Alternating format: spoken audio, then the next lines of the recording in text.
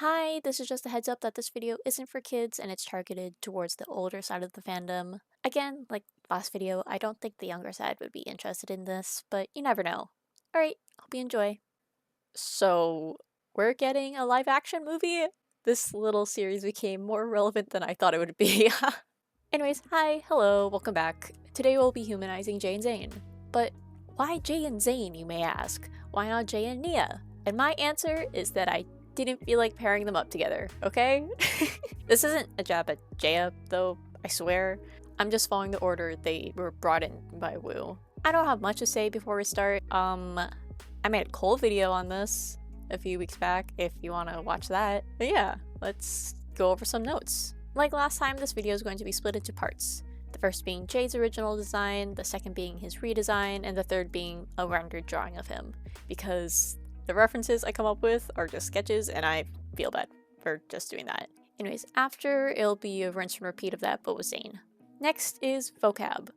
Again, I covered these terms in my last video, but in case you need a recap, since you're probably going to hear me throw around the words canon and headcanon a lot, canon describes an event that has happened within a story. As an example, it's canon that Jay and Nia remember all of Skybound, but what isn't canon is that the other ninja get brief glimpses into the erased timeline through the dreams they have.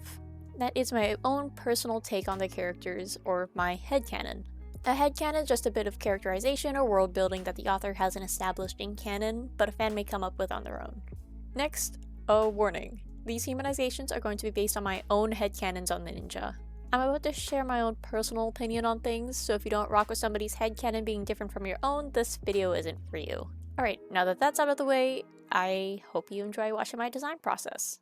So, funny story, I was supposed to upload a J analysis video a while ago. Like, I have the video scripted and all I have to do is record the audio, but I've gotten a little distracted by a different show about multicolored child soldiers.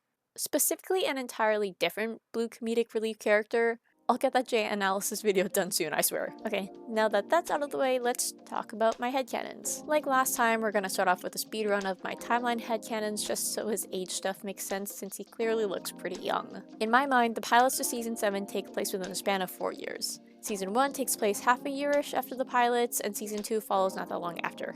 Seasons 1 to 2 take place over the course of a year. Season 3 takes place a year later, Season 4 takes place half a year after that, and then Seasons 4 to 7 happen within the same year. There's a debate on how old the ninja were when they started, but I've personally landed on 14 for Jay, making him the youngest of the original 4. But obviously not the youngest in the group. That privilege belongs to Lloyd. Again, I feel like they were originally supposed to be a bit older when the original series aired, but again, I've been haunted by the fact Kai calls at the very least himself and Jay teenagers in Hunted, but that doesn't line up with what I had originally headcanoned their ages as, so I had to rearrange a lot of things in my head. That being said, I now headcanon Jay as 14 to 18 throughout the run of the original series. I headcanon that he's the smallest of the group, both in build and height, but he's definitely still muscular. I mean, he's a ninja, he's running around constantly, he's fighting people constantly, he's gonna build up some muscle. I just think he's more lean than bulky like Cole. Anyways, I realized I made Jay look a bit like a jerk, because he kind of is. It's okay though, because that's why we love him. Yes, I do have thoughts on his reboot personality, but we aren't on that yet, so we don't need to worry about it too much.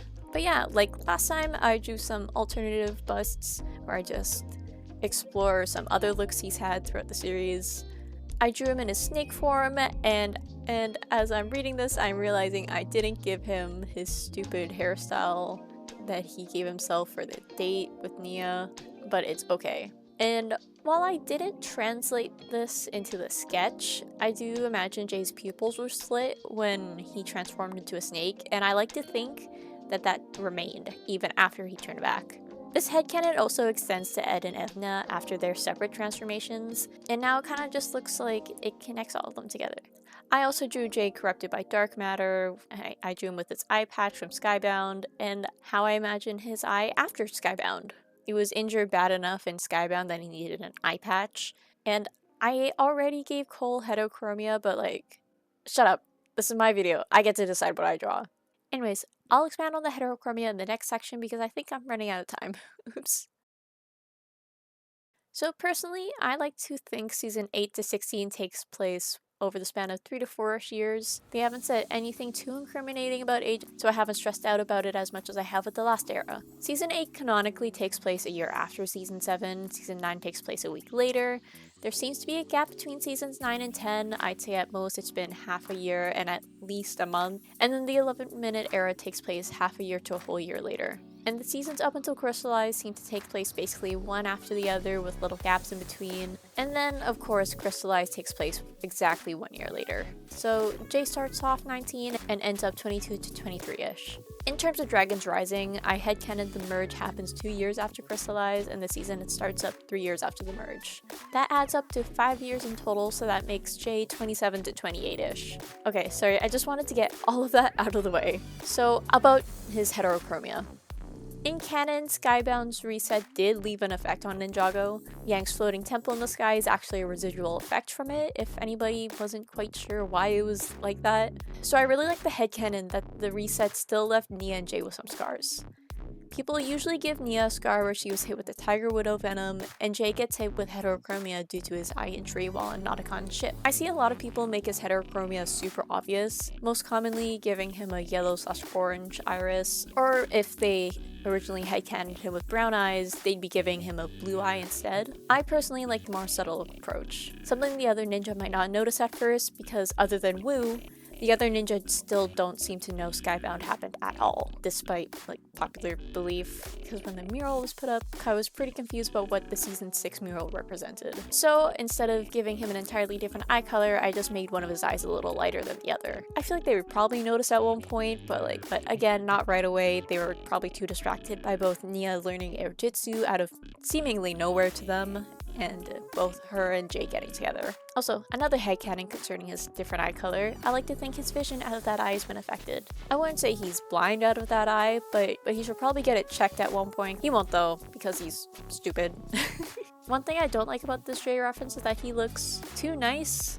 I don't know. Again, I have thoughts about where they took Jay's character after his redesign, but I'll leave that for my general video on him as a whole. He's remained the smallest of the group. I don't know what it is about Jay, but he gives off short man energy.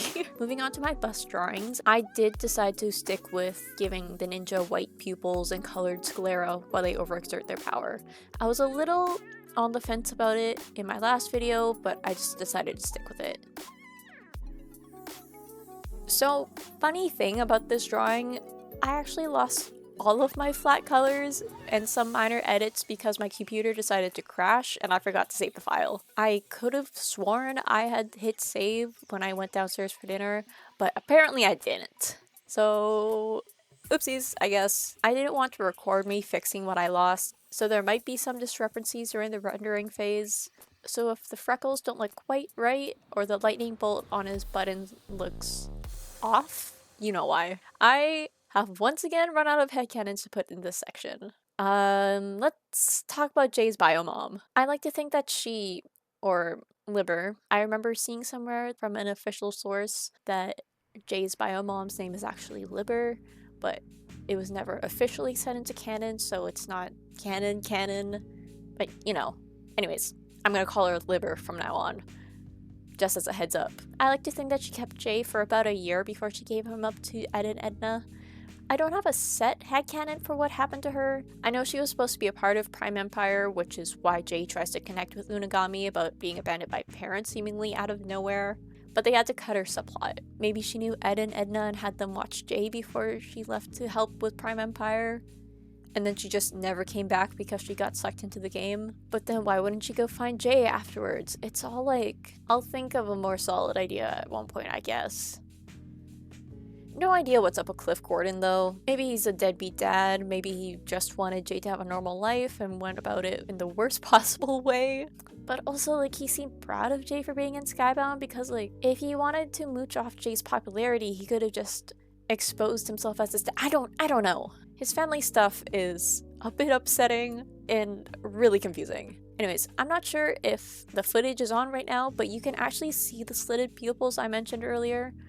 I'd originally thought about also giving him fanged teeth, but felt that might be a bit much, so I just kept it at his eyes. Also, I used to keep his eyebrow slit from before his redesign because I really like it, but recently I've been keeping his eyebrow intact. I've never really thought the slit was from an injury and it was just more of him shaving it to look cool, but it really isn't visually appealing to have two characters with eyebrow slits on the same side of their face. And since Jay's the one without a scar, I say that as if I didn't just give two characters heterochromia on the same side of their faces, but shut up! Shut up, shut up. So my little headcanon is that I think Jay just stopped giving himself the slit once Kai got his cut. Or maybe he just fell out of the habit of doing it while they were looking for Woo. Now that I'm saying it, I kind of feel like the latter one fits more. Jay just forgetting to shave his eyebrow during the 1 year they were split up looking for Woo was my explanation for why it's magically gone after the time skip. In terms of height, I think there's actually a line of dialogue in the show supporting that Jay's at least shorter than Kai, but, and not to sound like an old man despite being 20, I'm writing the script at 10 in the evening, and I'm recording this at 7:32 in the evening after coming back from a convention, and I am too tired to look for it. Maybe editing Mika found receipts on my claim? Probably not. Who knows?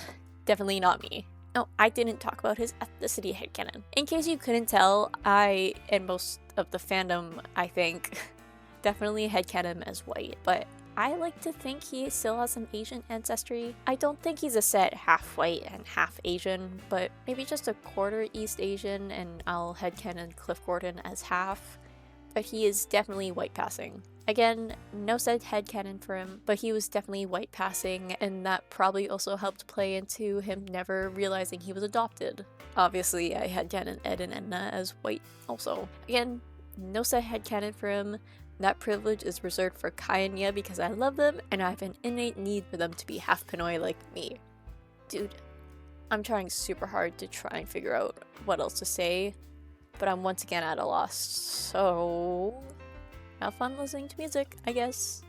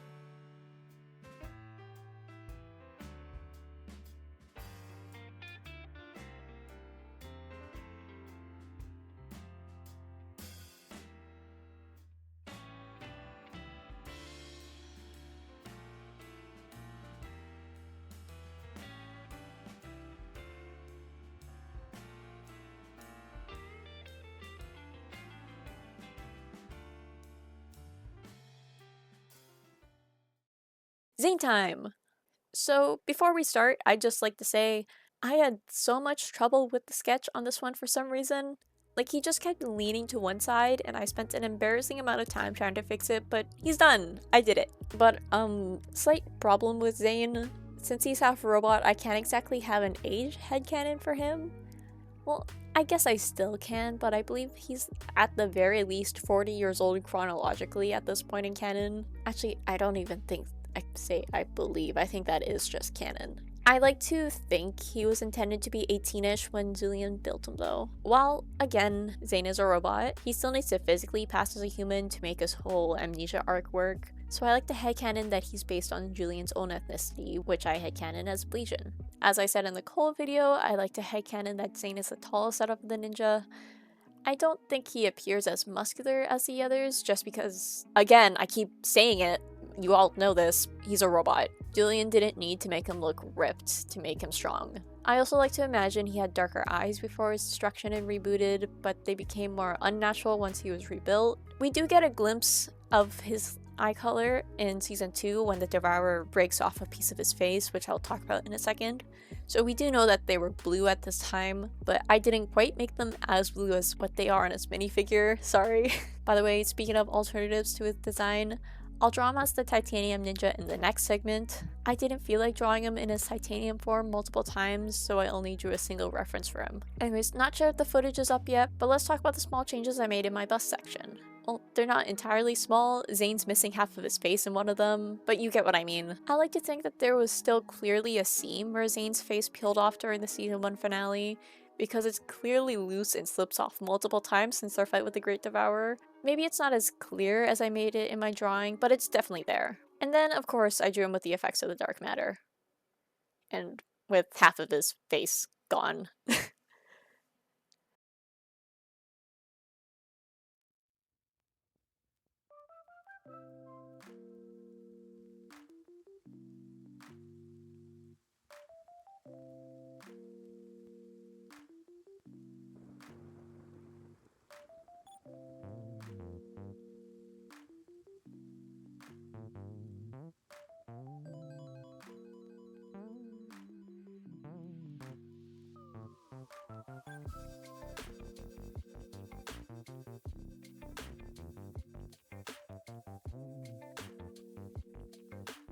Okay, that's it. Time for his redesign. So there aren't really many changes I need to talk about with Zane. Well, other than the obvious, but since Pixel had his schematics already, there wasn't really a need to make drastic changes to Zane's build. I do like to think he made himself taller though, and maybe made himself look a bit older. Bro's in his 30s and has been to hell and back. Like literally in the pilots he went to hell. He's probably not going to want to look like a teenager forever. So I had headcanon he looks more like he's in his early 20s now. To be honest, I didn't really make the older bit that obvious, but in my defense, I was trying to work with this faceplate and make sure it looked okay. I draw an alternative pre-redesign look for him later, but I like to think that the slight change in the way his faceplate is designed post-time skip is probably just from some damage done to the original. He needed a new one, so I decided to add some flair to it, you know? I also made his eyes look a bit inhuman. His eye color is a lot lighter now. Get it? Because his eyes light up. And his sclera is an even lighter shade of blue. While he has his human disguise, I still kept his new eye color rather than going back to his old one. Maybe he likes it more than his old eye color, maybe it's an error in his hologram, we don't know. But what we do know is that he has a terrifying blue-eyed stare, because of course he would.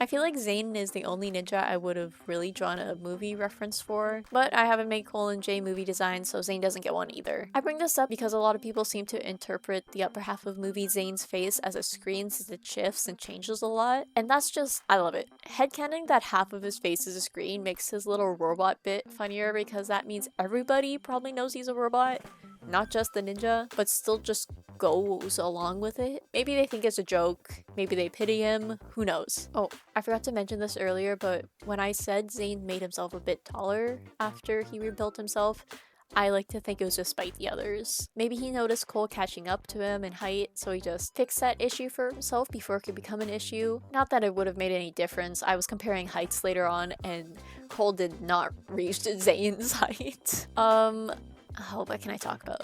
Zane has never been my favorite. That doesn't mean I hate him. It just means I used to rank anybody who wasn't Kai or Lloyd based on their hairstyle. And I didn't like Zane's hair at the time. My rankings have shifted a bit ever since I started my first rewatch. Originally, the order in which I liked the ninja went Kai, Cole, Jay, Zane, Nia, and Lloyd. It's not that I didn't like Lloyd's hair, I just didn't like him as a character. He's always had a bit of main character syndrome, and while he still does, at least they've made him interesting now. But this isn't about Lloyd, it's about my rankings. To contrast this, my current ranking goes Kai, Nia, Jay, Cole, Zane, and Lloyd. Sorry, Zane's placement got worse, but again, I don't hate him or Lloyd. Or at least I don't hate Lloyd anymore. Let's talk about the drawing. Yeah, I think it's best to do that instead of focusing on my character preferences. I decided to get more stylized with the way I do Jay's lightning. I usually just stick with thinner lines for electricity, but I thought having a thick bolt of lightning would be more visually appealing. And then with Zane, I made his ice glow. I kind of wanted to give all of their elemental powers a glowing effect just for this series of drawings, and luckily 4 of the 6 elemental powers they have just so happen to act as light sources already. I don't play around with lighting much, and thought it'd be fun to play around with it a little through this. And also get a little stylized and make Zane and Nia's powers glow. Anyways, you may notice I started out shading this with red, but I do shift out to blue at the very end. The red just didn't feel right. While this last name isn't canon, it technically isn't not canon. I like to headcanon Zane's last name as Julian. It's never specified if Julian is Zane's dad's first or last name, but a good chunk of us like to think it's his surname. Sure, that leaves his first name up for debate, but like, oh well. Sorry, now that we're on the topic of Julian, it kinda sucks that they just killed him off in between season 2 and 3. Why did they do that? Also, what happened to Zane's falcon? I feel like they just forgot it existed throughout most of the 11-minute era. I remember it coming back at one point, but like, that bird was super important to Zane in the earlier seasons, and now it's just gone. Anyways, that's all I really have to say about Zane, so enjoy the music.